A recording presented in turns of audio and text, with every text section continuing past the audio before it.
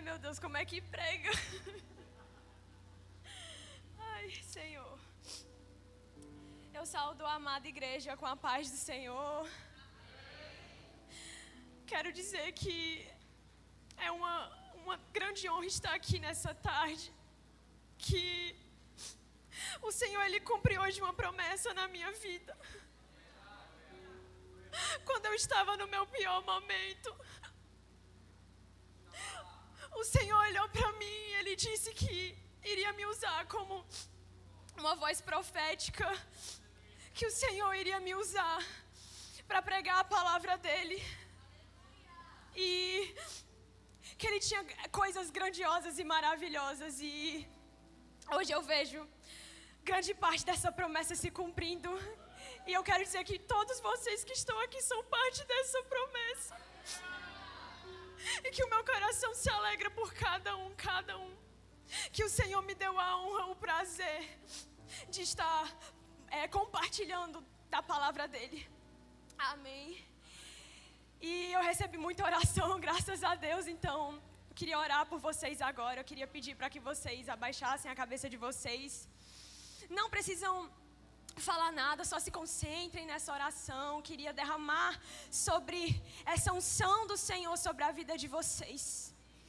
Deus, eu te apresento a tua amada casa, a tua amada igreja. Eu te apresento cada coração, cada mente que o Senhor trouxe para este lugar com o propósito de transformação, de restauração, com o propósito de lembrar de sonhos perdidos. Eu creio, Senhor, que nessa tarde o Senhor está derramando de uma grande unção sobre a vida dos teus filhos amados. Eu te peço que essa palavra seja como uma semente que encontre boa terra nessa tarde, em nome de Jesus. E que essa palavra possa frutificar na minha vida e na vida dos meus irmãos, em nome de Jesus. Amém. Amém, glória a Deus.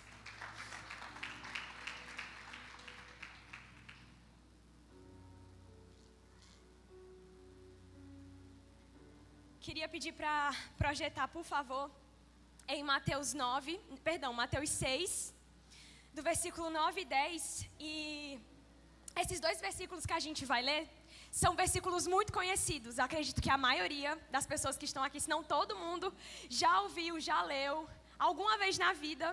E eu queria propor uma dinâmica. Eu sei que eu posso contar com vocês. Eu sei que essa igreja, ela dá suporte uns aos outros. E eu queria pedir desse suporte mais uma vez nessa tarde. Pedir para que vocês lessem comigo esse trecho da oração do Pai Nosso, quando eu contar até 3. Queria pedir para que vocês lessem de uma forma muito alegre comigo. Em nome de Jesus, posso contar com vocês? Então, vamos ler. 1, 2, 3. Portanto, orem da seguinte forma.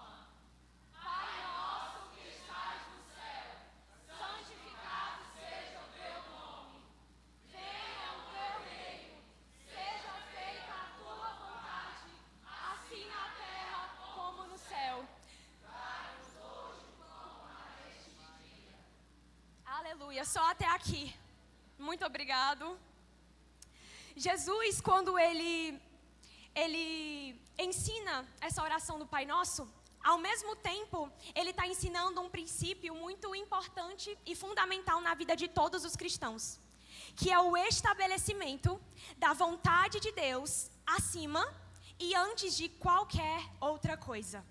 E isso proporcionando a manifestação de uma realidade celestial sobre a nossa realidade terrena, sobre o solo terreno que eu e você nos encontramos hoje nessa tarde, amém? E Jesus, ele é muito sábio, porque quando ele entrega dessa palavra, quando ele entrega essa oração modelo a pedido dos discípulos, ele já sabia que posteriormente essa oração iria receber um caráter diário. Ou seja, que ela seria recitada todos os dias, diariamente. E é por isso que o primeiro pedido, que o primeiro clamor que o Senhor ensina para os discípulos nessa oração modelo é justamente esse: venha o teu reino, seja feita a tua vontade. E Jesus, ele tem como objetivo, através desse primeiro pedido, da importância desse primeiro clamor, gerar nos discípulos e em todos que oram segundo a essência dessa oração modelo, um anseio inigualável e inabalável pela vontade do Senhor, sendo estabelecida antes e acima de qualquer outra coisa. Amém? E olha que interessante, o autor do livro de Hebreus, ele vai se atentar para esse mesmo detalhe. Ele vai lá dizer na carta aos Hebreus, no capítulo 10, versículo 36, o versículo-chave dessas primícias, o seguinte, queria que projetasse aqui, por favor, Hebreus 10, 36, vai dizer aqui, vocês precisam perseverar, a fim de que, depois de terem feito a vontade de Deus, recebam tudo que Ele lhes prometeu. Então, o que eu vou falar aqui para vocês não é novidade. A gente já viu todos os pregadores falando.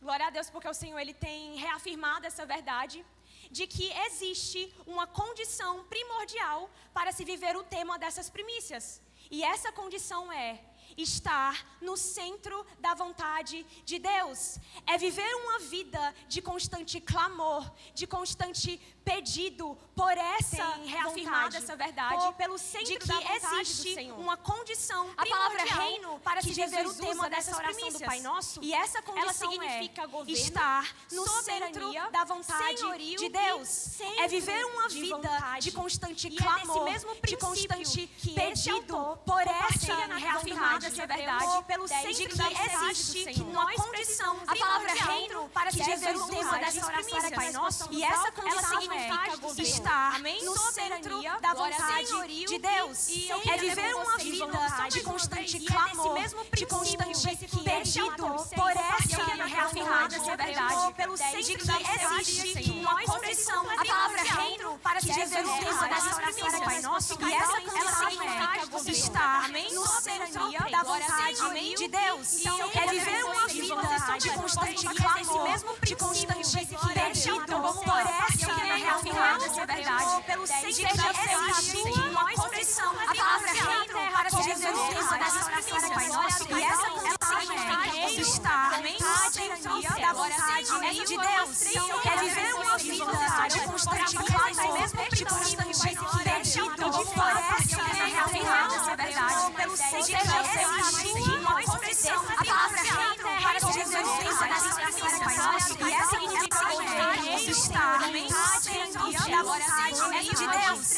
É viver uma vida de constante clamor, de constante pedido por essa reafirmada essa verdade, pelo centro de que existe uma condição a palavra reino para se viver o tema dessa oração do Pai Nosso. E essa condição é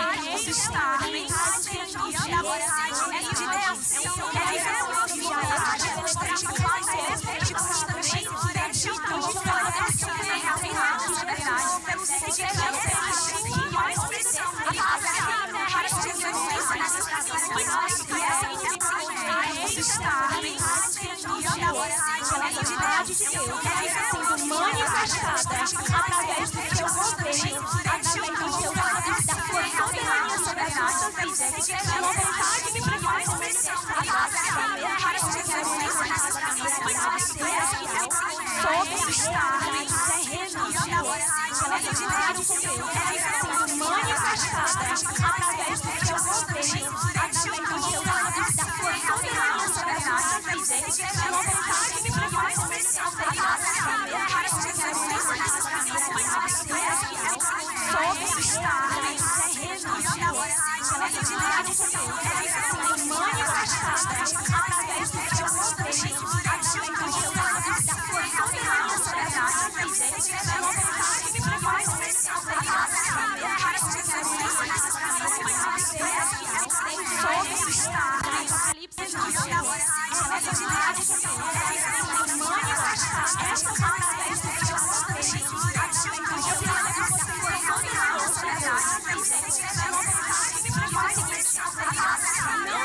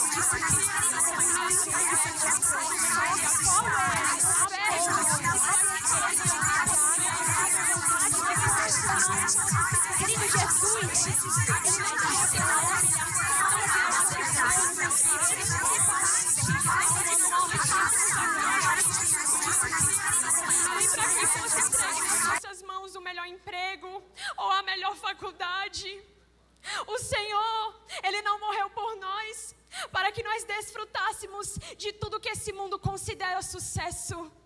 Jesus Cristo, Ele não morreu por nós para nos dar uma vida boa. E isso pode parecer um pouco pesado, mas eu queria dizer que sim, é da vontade do Senhor nos abençoar com essas coisas, porque Ele é um bom Pai, Ele é um Pai misericordioso. Mas existe uma vontade superior, existe uma vontade inabalável e inigualável. Jesus não morreu por nós para que nós tivéssemos uma boa vida, mas para que nós tivéssemos vida em nós, para que a vida do Senhor estivesse dentro de nós, para que nós tivéssemos vida e vida em abundância. Repita comigo, vida eterna. Meus queridos, essa é a perfeita, a agradável e a boa vontade desse Deus que morreu por mim e por você. Vida e vida em abundância. E olha que interessante também, é que o autor do livro de Hebreus, ele se atenta para esse mesmo princípio. Eu queria que colocasse para mim, por favor, Hebreus 10. A gente vai ler do 34 até o 35. Diz o seguinte: sofreram com os que foram presos e aceitaram com alegria quando lhes foi tirado tudo que possuíam. Aqui esse autor, ele está se referindo aos remetentes da carta dos Hebreus, que, como a Mayra já pregou aqui ontem à noite, eram os cristãos do primeiro século que ainda estavam se acostumando com a decisão de não depender mais da lei, de não viver mais por a lei, mas sim pelo sacrifício de Cristo. E esses cristãos, eles acabaram por enfrentar diversas aflições e perseguições e momentos tristes nessa terra. Mas eles eram crentes de uma firme confiança, e é sobre isso que o autor vai falar agora. Eles sabiam que eles esperavam coisas melhores que durarão para sempre. Esse durarão para sempre diz respeito da eternidade. E essa é a boa, a perfeita e a agradável vontade de Deus. E ele continua: portanto, não abram mão de sua firme confiança. Em outras traduções, não abandonem a fé de vocês. Lembrem-se da grande recompensa que ela lhes traz, a grande recompensa da vida eterna. Vocês precisam perseverar, a fim de que depois de terem feito a vontade de Deus, recebam tudo que Ele lhes prometeu.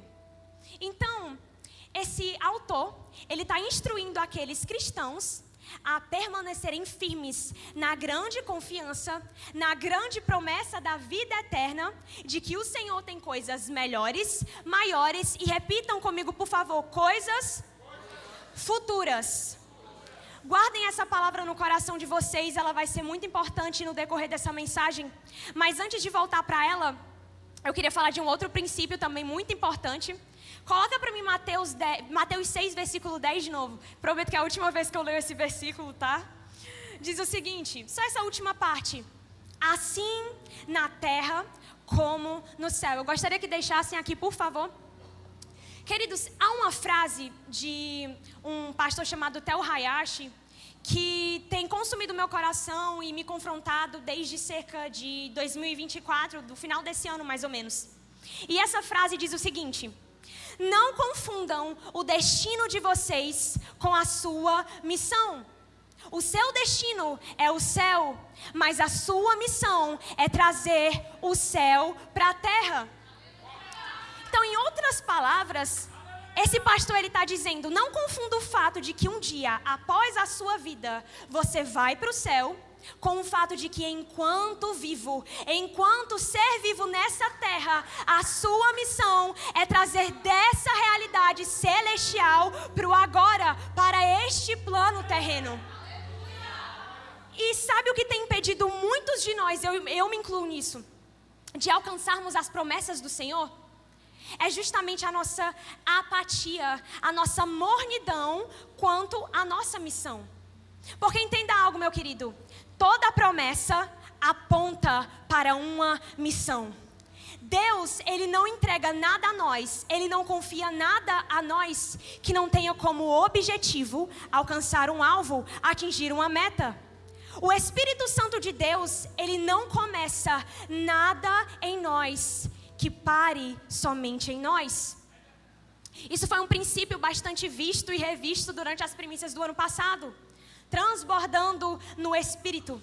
Nós aprendemos que a maior característica da obra do Espírito Santo nas nossas vidas é o transbordar. É o fato de que a obra que o Senhor está fazendo em mim, ela respinga, ela abrange, ela impacta pessoas e contextos ao meu redor. E se a obra do Espírito Santo não tem causado isso em nossas vidas, então, infelizmente, essa obra não provém dele. Toda promessa aponta para uma missão. E quando a gente fala de missão, responsabilidade, a gente entra num campo muito vasto. Porque para uns o Senhor chamou para serem apóstolos, outros para profetas, pastores, mestres, evangelistas. Outros o Senhor chamou para o prazer, que é cuidar do lar. Outros o Senhor confiou o dom de sabedoria para aconselhar. Para outros o Senhor entregou grandes negócios para gerir. E para outros uma grande mistura disso tudo, né? Mas existe uma responsabilidade, existe uma missão que abrange a todos nós de forma coletiva, não individual. De uma forma que se estende a cada um de nós como o corpo de Cristo. E essa missão é a que eu já falei aqui com vocês nessa tarde. Trazer o céu para a terra. Trazer de uma realidade celestial já estabelecida, já real para o nosso agora, para este plano terreno. Amém? E por que isso é muito importante? O fato é que, o seguinte, essa missão é essencial nas nossas vidas, essa responsabilidade que nos abrange como todo, a nossa responsabilidade primordial como cristãos, ela influencia em todas as outras áreas, em todas as outras promessas, em todas as outras responsabilidades. E sabe por quê?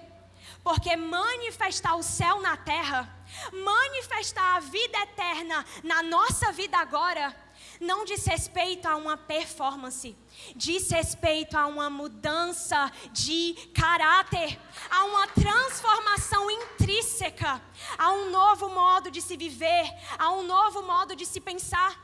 É o que Paulo ele diz em Romanos 12:2. Não se deixem serem levados pelos costumes e os comportamentos desse mundo, mas permitam, deixem, liberem que o Espírito Santo transforme vocês através de um caráter superior, através de um modo de vida superior, através de um modo de vida que aponta para o céu, que aponta para a vida eterna. E como é que isso acontece? Como é que nós manifestamos o céu na terra? E como é que essa realidade celestial, essa nossa maior missão, influencia em todas as outras, influencia em todas as outras promessas? É muito simples, meu querido. É como eu já falei. É sobre uma mudança de vida. Ontem, a pastora Gardênia, ela falou uma frase que eu nunca vou me esquecer, que me marcou para sempre. Ela disse que não é sobre alcançar as promessas para se conquistar bens materiais. É sobre alcançar as promessas para alcançar um caráter que Cristo deseja para as nossas vidas. Um modo de pensar que o Senhor deseja para os nossos corações. Amém?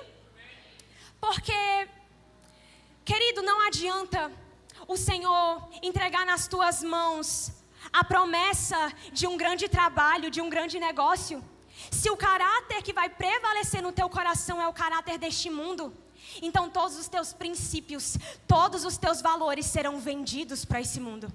Não adianta o Senhor cumprir a promessa na tua vida de que Ele vai te entregar um grande negócio, se então a prosperidade que você conseguir com esse negócio não for para investir em coisas eternas, mas apenas em coisas passageiras. Não adianta o Senhor cumprir a promessa de que Ele vai te entregar aquela faculdade dos teus sonhos, aquela universidade dos teus sonhos, se quando você entrar naquela porta, todas as ideologias irão te influenciar e você não vai influenciar aquelas pessoas. Não adianta o Senhor te dar a promessa de um grande ministério, se vai ser para você ser o centro, se vai ser para o galardão dos homens, não adianta. É sobre uma mudança de caráter. É sobre manifestar uma realidade celestial na nossa realidade terrena. Não adianta o Senhor te dar o carro que você está pedindo e te doer muito colocar um pouco de gasolina para levar o teu irmão para vir aqui para a igreja. Não adianta, queridos. Não adianta. Do que vale ter as poesias mais lindas? Do que vale ter as canções mais lindas, mais brilhantes? Se o Espírito Santo se entristece com as nossas atitudes, do que adianta? É sobre essa mudança de caráter, é sobre essa metanoia. E então você dirá: assim na minha casa como no céu. E então todo espírito de intriga, todo espírito de briga, toda falta de perdão será repreendida pelo nome de Jesus. É sobre você declarar: assim no meu trabalho, nos meus negócios, como é feito no céu. E a minha moral, os meus propósitos, os meus princípios não serão vendidos. E eu honrarei o nome do Senhor com o meu dinheiro, com as minhas finanças. É sobre você declarar: assim, com o meu meio de transporte, como é feito no céu. E não vai doer no meu coração gastar R$20 de gasolina para ir buscar o irmão que mora longe. É sobre declararmos: assim na minha cidade, assim em Fortaleza, como no céu. E a criminalidade diminuirá, e os enfermos encontrarão a cura, e os perdidos encontrarão a Cristo, e os famintos encontrarão o pão. Querido, eu já falei para vocês hoje que algo que nos impede de alcançar dessas promessas é essa apatia quanto a essa missão. E sabe quando essa apatia, quando essa mornidão se manifesta? Quando você olha para a criminalidade, para a corrupção, para o seu lar cheio de brigas e você fala: Jesus, volta logo aí, porque eu quero fugir daqui, eu quero vazar. É quando você olha para a sua vida que está caída e você olha: Jesus, volta logo, porque eu não quero mais estar aqui, eu quero fugir. E não me entenda mal, é um desejo que deve prevalecer no nosso coração a volta de Cristo. César falou sobre isso hoje, sobre essa maior promessa. Mas sabe quando esse desejo de fato se manifesta? Quando a gente olha para a corrupção, para a criminalidade, para as brigas, para as intrigas e nós declaramos: assim nesse contexto, como é feito no céu, e eu serei resposta, eu trarei Jesus para esse contexto. Amém? Glória a Deus.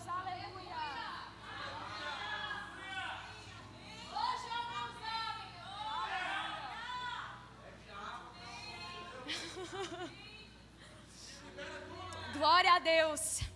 E é sobre isso que Paulo, ele vai falar lá em Filipenses 3. Agora a gente vai ler versículo, meu amigo, prestem atenção. Ele diz assim a partir do 5, por favor, Filipenses 3, 5. Aqui só colocando vocês, inserindo vocês no contexto. Paulo, ele vai falar sobre todas as coisas vãs que ele achava que valiam de algo. Ele vai falar sobre uma vida que sim, tinha muitas promessas do Senhor naquela vida antiga de Paulo. Ele era um homem de Deus, ele era reconhecido pelos maiorais da lei. Mas olha o que ele vai dizer: fui circuncidado com 8 dias de vida. Sou israelita de nascimento, da tribo de Benjamim, um verdadeiro hebreu. Eu era membro dos fariseus, extremamente obediente à lei judaica. Eu era tão zeloso que perseguia a igreja. E quanto à justiça, cumpria a lei com todo rigor. Eu pensava que essas coisas eram valiosas, mas agora as considero insignificantes por causa de Cristo. Sim, todas as outras coisas são insignificantes comparadas ao ganho inestimável de conhecer a Cristo Jesus, o meu Senhor. Por causa dele, deixei de lado todas as coisas e as considero menos que lixo, a fim de poder ganhar a Cristo e nele ser encontrado.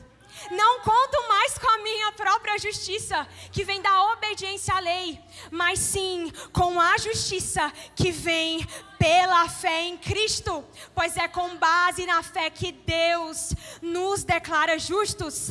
Quero conhecer a Cristo e experimentar o grande poder que o ressuscitou, a vida eterna.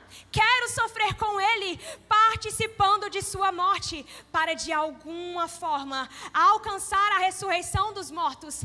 Essa maior missão, essa maior promessa que é a vida eterna. E ele continua, estamos quase no final. Todos nós que alcançamos a maturidade devemos concordar quanto a essas coisas. Se discordam em algum ponto, confio que Deus o esclarecerá para vocês.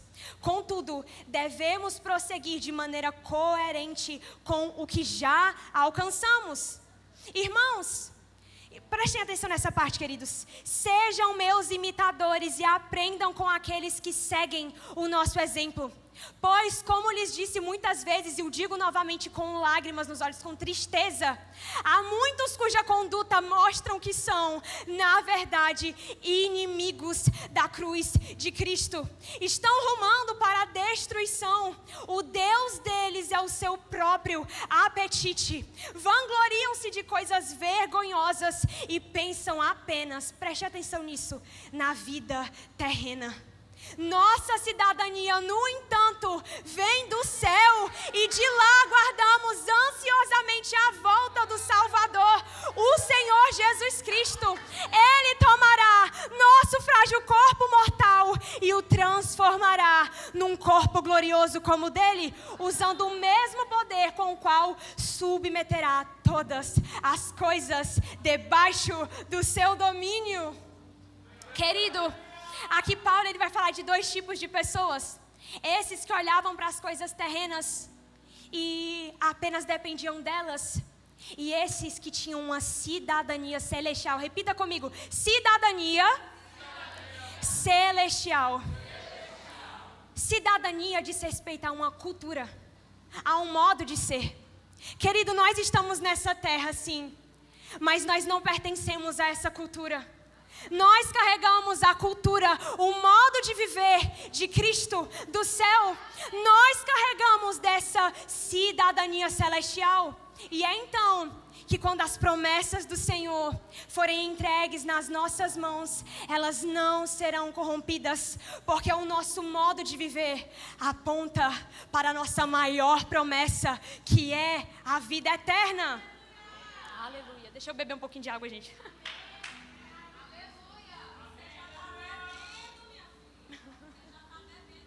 Aleluia. Aleluia. Glória a Deus. Aleluia. E eu queria focar em um versículo. Não precisa colocar aí, mas Paulo, ele vai dizer o seguinte em Filipenses 3, que ele prossegue com essa conduta, por mais que ele ainda não tenha alcançado a perfeição. Por quê? Lembram das coisas futuras que eu pedi para que vocês guardassem no coração? Justamente, Paulo, ele carregava das coisas futuras no presente, mesmo que elas ainda fossem ser cumpridas de forma plena depois, mas ele já trazia dessa realidade para o agora. E sabe quem fazia essa mesma coisa? O Espírito Santo, ele me apontou para uma característica muito maravilhosa, muito singular e particular de Jesus, na qual sempre, ou pelo menos na grande maioria das vezes que ele fala de coisas futuras, ele fala colocando essas coisas futuras como se elas já fossem realidade. E eu queria ler com vocês alguns versículos que fundamentam essa informação. Queria que projetassem, por favor, João 5:24. Diz o seguinte: quem ouve a minha palavra, isso é Jesus falando, e crê naquele que me enviou, tem a vida eterna. Não entra em juízo, mas passou da morte para a vida. Então aqui Jesus não está dizendo, quem crê em mim um dia, depois que morrer, vai alcançar a vida eterna. Quem crê em mim, talvez alcance a vida eterna. Não, ele fala, ele já traz essa realidade para o tempo presente. Quem crê em mim, já tem, já possui, já tomou posse da grande promessa do Senhor. Aleluia! Aleluia! E olha que interessante, Cristo ele ainda não havia morrido quando ele proferiu essas palavras. O sangue que nos redime do pecado e que disponibiliza a vida eterna ainda não havia sido derramado. Mas Jesus já traz daquela realidade para o agora dele. E ele vai fazer isso várias outras vezes. Coloca aí para mim João 17:3. Diz o seguinte: e a vida eterna é esta, que te conheçam, o único Deus verdadeiro, e a Jesus Cristo, a quem enviaste. Eu queria que levantasse a mão. Quem é que quer ter a vida eterna nesse lugar? Amém, glória a Deus. Eu tenho uma ótima notícia para você. Você já tem. Sabe, queridos, foi falado muito neste lugar a respeito da grande promessa. E nós talvez estamos caindo no perigo de achar que a vida eterna é só depois que a gente morrer, depois que Jesus voltar. Mas eu tenho uma grande notícia. A vida eterna é conhecer a Cristo. E esse conhecimento está disponível agora. É sobre o teu acordar e o teu deitar, meditando e conversando com o Deus do tempo, com o Criador desse céu, desse universo. É sobre conhecê-lo. Então a vida eterna já é tua. A vida eterna já habita em nós. Amém? Aleluia. E ele continua. Marcos 2:5 vai dizer o seguinte: Jesus, filho, os teus pecados estão perdoados. Mais uma vez, mesmo raciocínio lá do primeiro exemplo. O sangue de Jesus já havia sido derramado? Não. Jesus já tinha se sacrificado? Não. Mas ele olha para aquele homem e aquela realidade já se torna presente no agora daquele homem. E Jesus olha para ele com olhos de compaixão e diz: filho, os teus pecados estão perdoados. Eu não vou esperar morrer por você para dizer que você já é o meu filho e que você já tem a remissão. Eu trago dessa realidade pro agora. E ele continua mais uma vez. Eu queria que colocasse Mateus 16:18. Jesus vai dizer assim para Simão: tu és Pedro, e sobre esta pedra edificarei a minha igreja. Olha que interessante, Simão, eu vou chamar ele de Simão, vocês vão entender o porquê. Simão, ele era uma pessoa totalmente instável, totalmente controlada pelas suas emoções. Quando Jesus fala essa promessa para Simão, posteriormente, Simão iria trair Jesus 3 vezes. Mas olha que interessante. Aos olhos de Cristo, Simão não era um traidor. Simão não era um pecador. Simão seria aquele em qual Deus edificaria a igreja dele. Simão já era Pedro aos olhos de Cristo, a rocha, a pedra na qual a igreja do Senhor seria edificada. Ele faz a mesma coisa com Abraão, lá em Gênesis 17:5. Coloca aí para mim, por favor. Vai dizer o seguinte: não te chamarás mais Abrão, e sim Abraão, porque por pai de numerosas nações te constituí. Então aqui, Abraão, a gente sabe, a gente já conhece muito da história de Abraão, eu acredito, havia saído de uma parentela idólatra. Ele mesmo era idólatra, mas Deus já enxergava nele o pai da fé. E muito além disso, aqui, nesse contexto, Abraão já era muito idoso, juntamente com a sua esposa. Então não era possível aos olhos do homem que eles conseguissem ter um filho. E eu queria que vocês prestassem atenção em uma informação. O apóstolo falou sobre isso no culto da virada. Nesse capítulo, Abraão já tinha tido Ismael. Mas não seria através de Ismael que a vontade de Deus seria cumprida. E o cenário apontava para o contrário. O cenário apontava para a vontade de Abraão. Mas a vontade do Senhor prevaleceu sobre a vida daquele homem. E através dele, uma grande nação surgiu. E principalmente o Salvador do mundo veio para esta terra. Amém? Então é justamente sobre isso, depois dessa longa introdução, é justamente sobre isso que eu gostaria de falar. Sobre essa característica de Jesus. O fato de que ele consegue, ele dá acesso, ele dá liberdade para que nós possamos trazer de uma realidade futura sobre o nosso tempo presente. Uma realidade celestial sobre a nossa realidade terrena. É sobre romper com o tempo cronológico humano e abrir os braços para receber do tempo futuro e poderoso do Senhor. Então, eu queria que projetasse aqui o tema, por favor. O tema dessa mensagem é Homens de Moffett. E eu queria só dar uma pausa para agradecer meu mano César, que fez essa arte. Muito obrigado, que Deus abençoe muito sua vida. E provavelmente vocês devem estar se perguntando, meu Deus, que palavra é essa? Eu nunca vi essa palavra na minha vida, Moffett. Mas é o seguinte, queridos, o coração de vocês já recebeu muito do significado dessa palavra.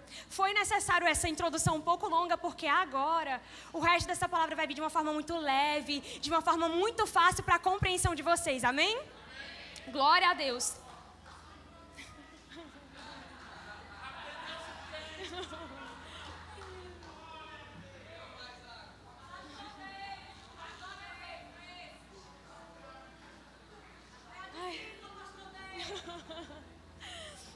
Então é o seguinte, alguns de vocês, poucos talvez, devem saber que eu curso letras na faculdade.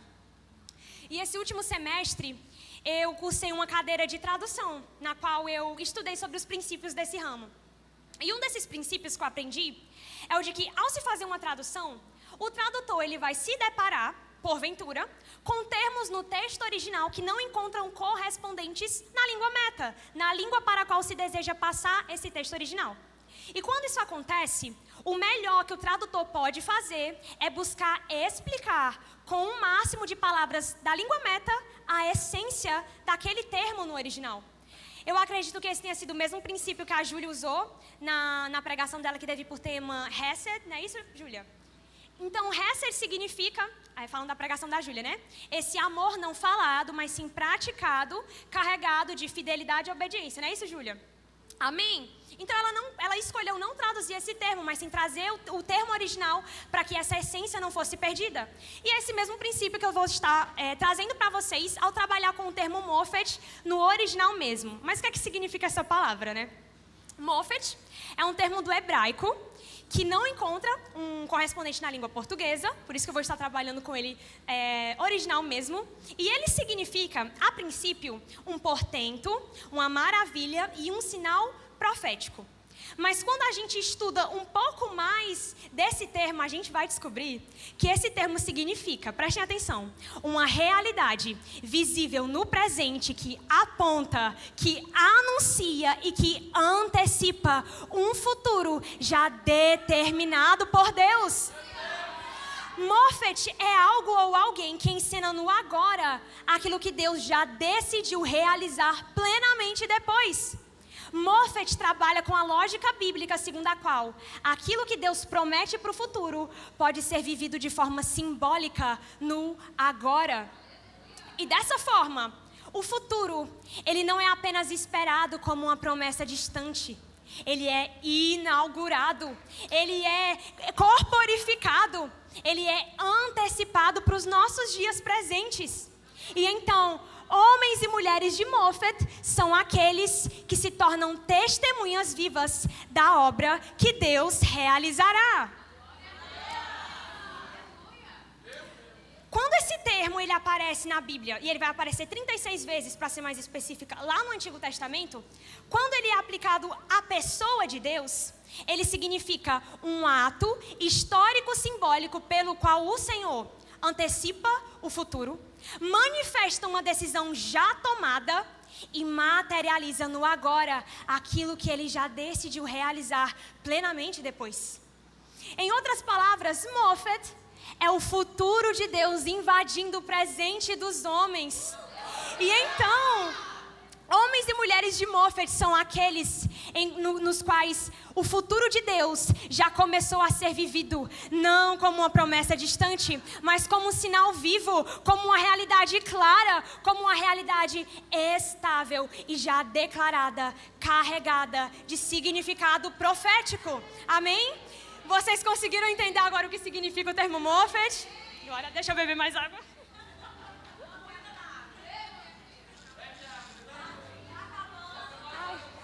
Falta mais. Não.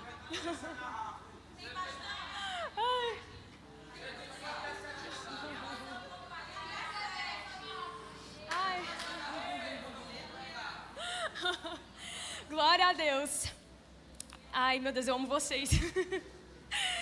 E existe, como eu falei, né, esse termo ele vai aparecer muitas vezes no Antigo Testamento, mas eu queria ler só um exemplo bem pequeno que se encontra lá em Zacarias 3:8.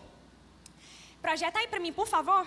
Vai dizer o seguinte, depois eu explico o contexto. Vai dizer assim: ouçam, ó sumo sacerdote Josué, e todos os outros sacerdotes, vocês são símbolo de coisas futuras. É aqui que no original o termo Mofet entra. Em breve trarei o meu servo, o renovo. Só até aqui. Em outras traduções, esse termo Mofet vai aparecer da seguinte forma: homens que prefiguram coisas que virão, homens portentosos, homens de presságio. Eu acredito que na King James, eu não vou me lembrar agora com clareza, mas se eu não me engano significa homens sinais, homens de coisas futuras. Então é aquele princípio da tradução que eu já falei com vocês. O português, ele explica a essência do termo, porque ele não tem um termo correspondente. Vocês entenderam isso? Amém? Amém, glória a Deus. E agora, queria inserir vocês no contexto no qual a palavra Mofet apareceu. É o seguinte, todos nós já ouvimos neste lugar a respeito das promessas que o Senhor fez para o povo de Israel. Com certeza vamos ouvir um pouco mais, glória a Deus por isso. Então, resumindo, Deus escolheu um homem, que foi Abraão, para por meio dele gerar um povo, por meio desse povo cumprir a realização de grandes promessas. A gente vai ver aí promessa de soberania, de influência, de reinado, de governo, de prosperidade, muitas promessas mesmo. Acho que o povo com mais promessa dessa terra é o povo de Israel, viu? Porém, sempre que o Senhor trazia a promessa, ele falava da condição primordial, que qual é, queridos? A vontade de... Ótimo, glória a Deus por isso. E não foi por falta de aviso, queridos, que o povo de Israel, ao invés de conquistar dessas grandes promessas, acabaram por enfrentar grandes consequências, na verdade. E uma dessas maiores consequências, se não talvez uma das mais terríveis, foi o exílio da Babilônia. E é justamente esse o contexto de Zacarias. O que é que foi esse exílio? Basicamente, o império da Babilônia venceu Israel e colocaram eles sob um jugo de escravidão, de más influências, um jugo de falta de liberdade e, principalmente, guardem essa informação, destruíram o templo do Senhor. E por que isso é muito importante? Porque naquela época, o templo de Deus era o mais precioso símbolo que separava o povo de Israel dos demais povos. O templo do Senhor era a alternativa que aqueles homens tinham de ter acesso, de ter um relacionamento com Deus. Era através do templo também que o pecado era perdoado, através das práticas sacerdotais. Então, sem o templo de Deus não tinha relacionamento, não tinha a remissão dos pecados e não tinha separação do povo de Israel para com os outros povos. E é então que esse povo vai passar 70 anos, né? Isso, os mestres da casa me ajudam, 70 anos, né? Sobre o exílio da Babilônia, amém. 70 anos sob esse jugo de escravidão, de morte, de aflição. E é então que o império da Pérsia vence o império babilônico, finalmente libertando os judeus, libertando o povo israelita. Então eles voltam para a sua terra natal, começam a reconstruir suas casas, suas tendas, seus sistemas políticos, seus sistemas econômicos. E o templo do Senhor foi deixado de lado. O templo do Senhor foi ignorado, ele não foi priorizado. E sim, era da vontade do Senhor que aquelas pessoas com certeza reconstruíssem suas casas, suas tendas, restaurassem os seus sistemas. Mas, principalmente, era da vontade do Senhor que aquele povo trouxesse à tona o maior símbolo que diferenciava ele dos demais.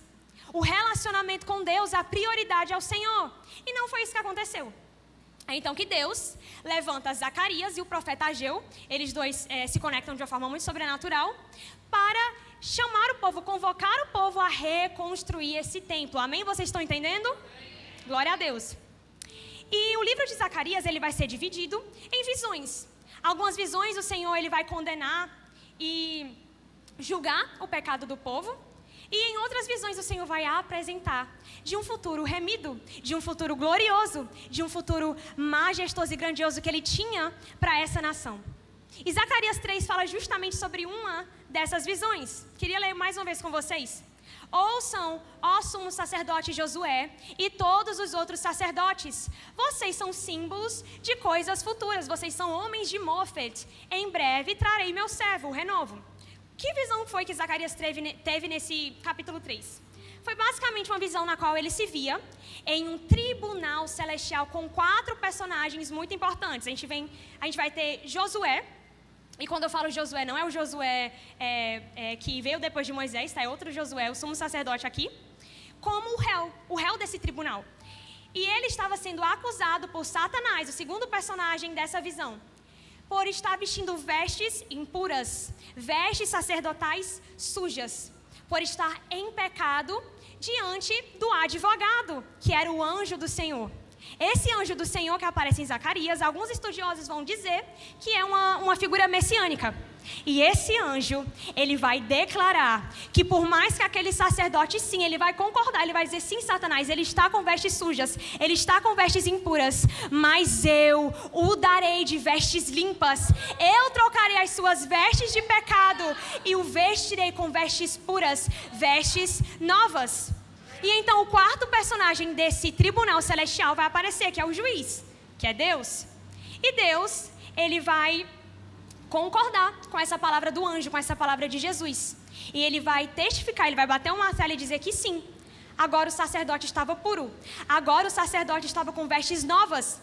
E não somente isso, ele vai dizer que aquele corpo sacerdotal eram homens de Mofet, eram homens de um sinal futuro. E que sinal futuro era esse? Era o Cristo, o renovo. Aqueles homens, eles apontavam para um Cristo que viria, sabe quanto tempo depois?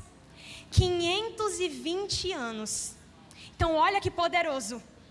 520 anos antes de Cristo pisar nessa terra, o Senhor já havia separado homens que serviriam de um símbolo, de um sinal para aquela nação, a respeito dessa grande promessa, a respeito dessa grande missão, dessa grande responsabilidade, dessa grande promessa que o Senhor tinha para aquela nação, que era remi-los. E o Senhor começou a fazer um paralelo, começou a traçar um paralelo dessa mensagem com o nosso presente agora. E talvez nós, mais uma vez, eu me incluo nessa mensagem. Talvez nós, assim como o povo de Israel, perdemos os nossos princípios em algum momento da nossa caminhada. Talvez nós tenhamos desobedecido à voz do Senhor e enfrentamos consequências dessa desobediência até hoje. Talvez as promessas do Senhor tenham se atrasado para as nossas vidas, eu me incluo nisso, por conta da desobediência, por conta de não se estar nesse centro de vontade. E talvez o inimigo, como o acusador que ele é, olha para você e diz, você está com vestes puras. Perdão, você está com vestes impuras. Você está com vestes sujas diante do Senhor. E você não herdará a tua promessa. Mas o anjo do Senhor, Jesus Cristo, ele olha para nós com a realidade do perdão que ele tornou possível através do seu sacrifício. E nessa tarde ele está nos vestindo com vestes novas, com vestes puras, com vestes brancas. E eu quero te dizer, querido, que se Satanás, o acusador, te disse em algum momento que você não alcançaria da promessa do Senhor por conta de um deslize que você cometeu, o Senhor é fiel para nos purificar de todo pecado, nos limpar de toda injustiça e reestabelecer a promessa que alguma vez Ele já tinha dito que cumpriria nas nossas vidas, amém? Glória a Deus, e aqui é o caminho para o final. Eu queria pedir para que o Ministério de Louvor subisse.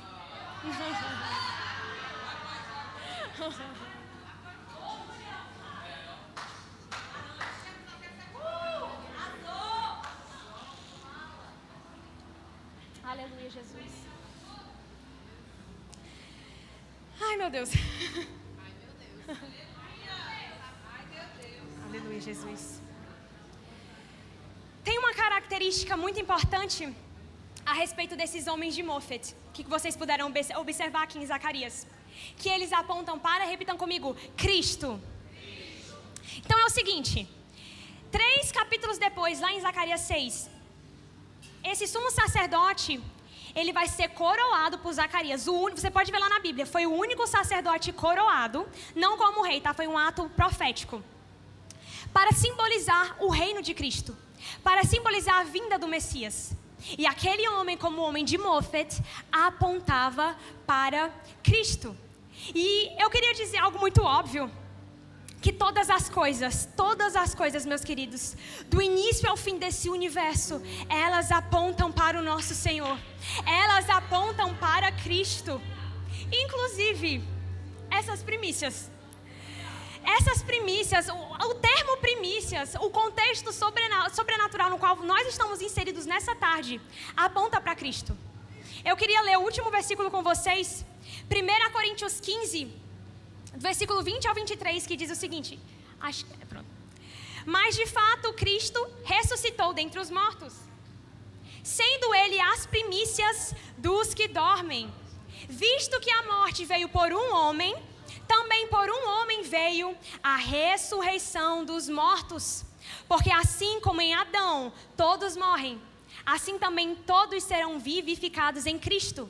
Cada um, porém, por sua própria ordem. Cristo, as primícias, depois os que são de Cristo na sua vinda.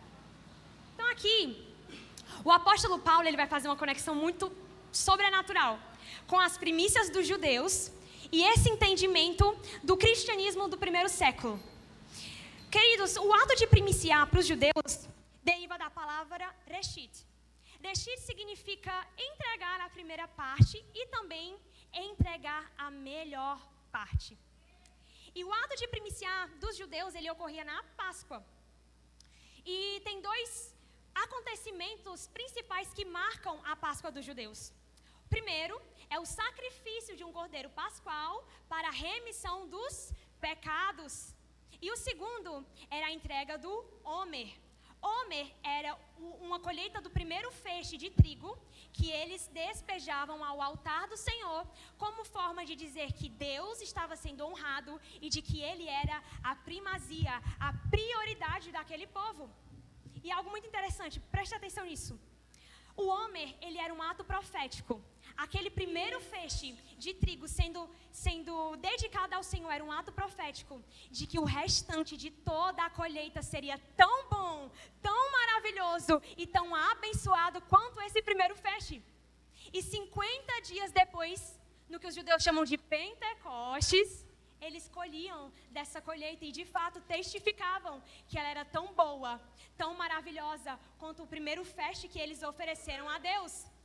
E Cristo consegue cumprir tudo isso. Primeiro, Cristo, ele foi o nosso Cordeiro Imaculado e morreu na época de Páscoa. Morreu para a remissão dos nossos pecados. E sabem o Homer, aquilo que eu falei, que é o primeiro feixe de trigo entregado como ato profético para abençoar todo o restante da colheita? Adivinha o dia que ele era oferecido? No domingo. E Jesus Cristo, ele ressuscita no domingo, sendo as primícias dos que dormem. E olha que interessante, assim como Cristo representa esse homem, a primeira colheita, ele aponta para um restante de uma colheita inteira tão maravilhosa, tão boa, tão parecida com ele quanto possível. E a gente vai ver 50 dias depois que Jesus ressuscita, lá em Pentecostes, mais de 3.000 vidas aceitam a Cristo através de Pedro, o Simão, que era totalmente levado pelas suas emoções, que traiu Jesus, mas ele finalmente alcançou aquela promessa. E eu queria perguntar para vocês, onde está o restante dessa colheita? Onde está o restante dessa colheita tão boa e maravilhosa quanto Cristo é? Fica de pé, querido. Essa colheita é você. Essa semelhança de Cristo é você. Nós carregamos essa identidade. Eu não poderia encerrar essa ministração sem falar de identidade. A Bíblia ela vai citar outros exemplos de homens de Mofet. Mas eu queria citar homens de Mofet dessa casa. Queria começar com... só apontando um fato, tá? Essa ordem, ela não mede importância, até conforme o Espírito Santo vai colocando no meu coração. Queria começar com o nosso pastor Jonatas. Ele já falou aqui muitas e muitas vezes que antes de ele conquistar, que ele foi para um evento da igreja, o Senhor pediu o carro dele, ele entregou para um casal, não é isso, pastor? E desde então, o Senhor comprou um chaveiro, foi isso?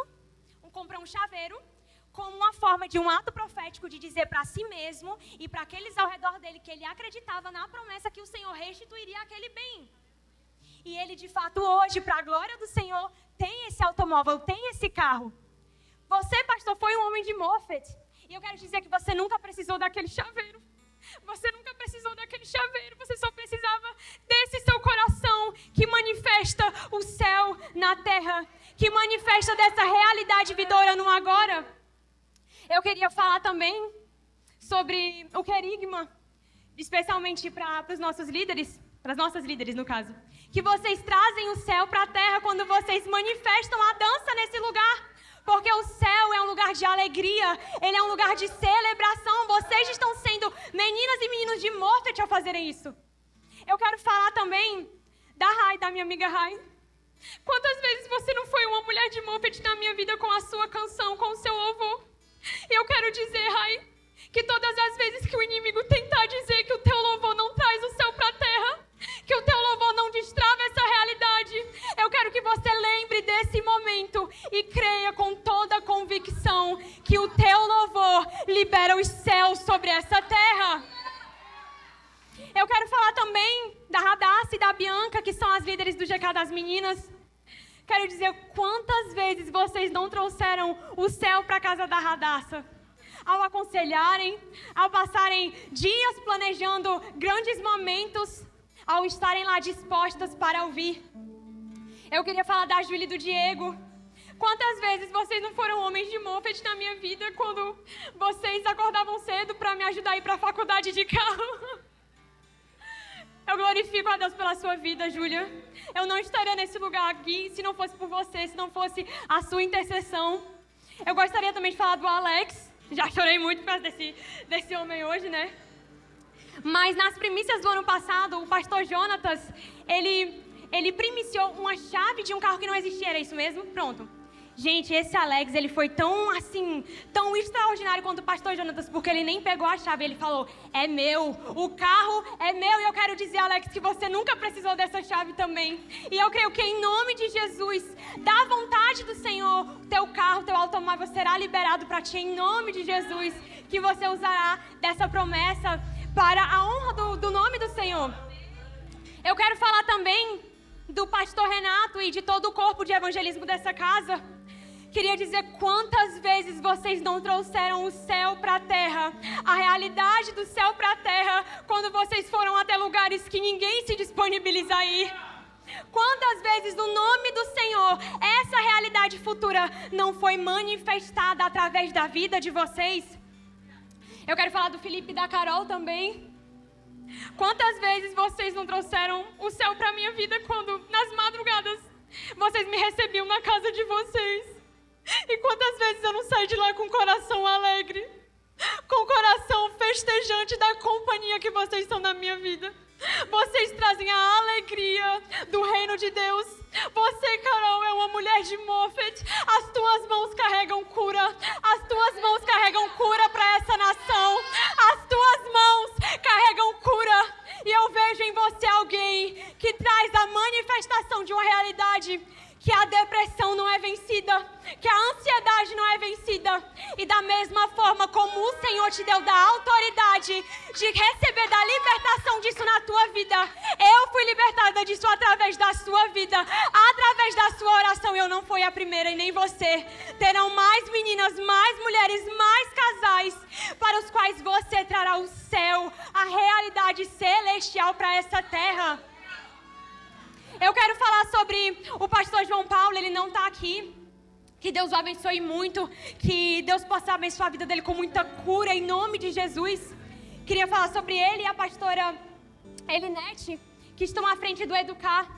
Quero dizer para que vocês nunca desistam desse plano, nunca desistam desse projeto, porque só essas crianças sabem quantas vezes a realidade celestial já não foi manifestada através da vida de vocês nessas salinhas.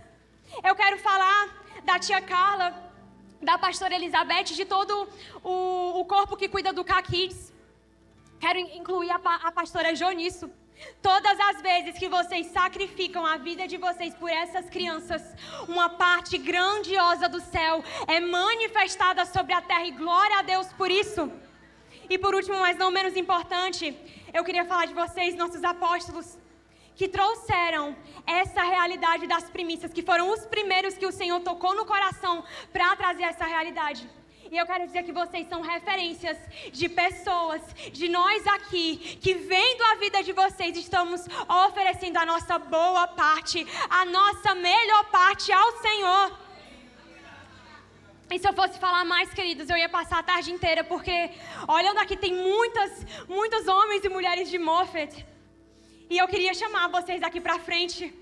Vocês que nesse ano e pro resto da vida de vocês não vão mais ver as promessas do Senhor como uma realidade distante, mas como uma realidade já estabelecida, já declarada no agora. Eu quero chamar você que talvez o Senhor tenha te prometido prosperidade e bens e influência, mas hoje você se encontra como José, preso, sem quase nenhuma alternativa. O Senhor te diz para aguentar firme, porque essa promessa vai se cumprir. E da mesma forma como José manteve a sua essência daquela promessa futura, mantenha ela hoje na sua vida. Eu quero chamar você que talvez tenha deslizado em algum momento da sua vida e Satanás te acusa, dizendo que por causa dos teus erros você não alcançará a promessa do Senhor. Mas o Senhor te diz que eis que eu te entrego vestes novas para que você alcance da minha promessa. Eu quero chamar você aqui para frente e orar por você, orar por essa colheita tão maravilhosa, tão semelhante a Cristo, e proclamar, declarar sobre sua vida que esse ano será um ano no qual as promessas do Senhor não serão realidades distantes, mas que elas já estarão enraizadas no teu coração. Então, se você sentir no coração, vem aqui pra frente. Eu quero liberar algo sobre a sua vida. Eu quero orar por você. Aleluia. Queria pedir para que os pastores e os profetas da casa também se sentissem livres para orarem por essas pessoas junto comigo.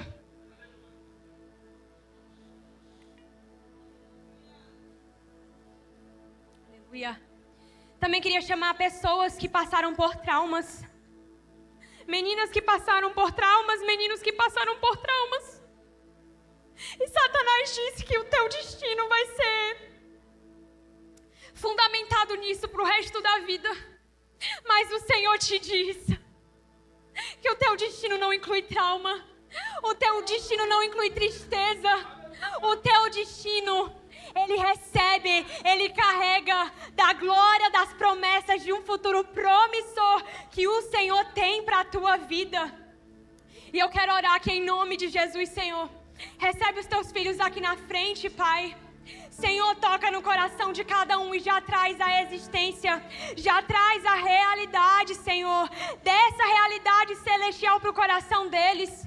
Senhor, assim como Simão, que o Senhor não viu pelos pecados, nem pelo temperamento dele, mas o Senhor já via ele como Pedro. O Senhor vê esses homens pela promessa que eles já carregam, pelo futuro que eles já têm em Deus, em nome de Jesus.